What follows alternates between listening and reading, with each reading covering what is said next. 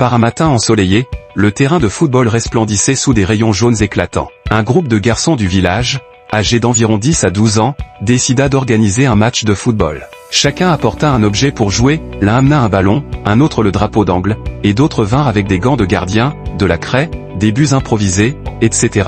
Rapidement, ils se réunirent sur le terrain pour former les équipes. Un désaccord éclata quant à savoir qui choisirait les équipes, ils décidèrent alors que la personne ayant apporté l'objet le plus précieux choisirait. Face à l'indécision, ils optèrent pour jouer avec tous les objets qu'ils avaient apportés, puis retirer un à un ses accessoires pour identifier ce qui était réellement essentiel au jeu. Le match démarra. D'abord, ils se débarrassèrent du sifflet, convaincus que l'arbitre pouvait crier. Ensuite, le gardien abandonna ses gants pour jouer à main nue. Puis, les poteaux furent remplacés par 2 poubelles de chaque côté. Enfin, le ballon fut troqué contre une vieille boîte de conserve. Pendant ce temps, un père et son fils observaient la scène depuis les gradins. Le père dit à son fils, « Regarde ces garçons, sans ballon réel, ils jouent, mais ils n'améliorent jamais leur jeu en se perdant dans leur orgueil. » À cet instant, l'un des garçons comprit que leur égoïsme et leur fierté individuelle les empêchaient de vraiment s'amuser. Ils décidèrent alors de laisser de côté leur vanité et de jouer avec de vrais équipements de football.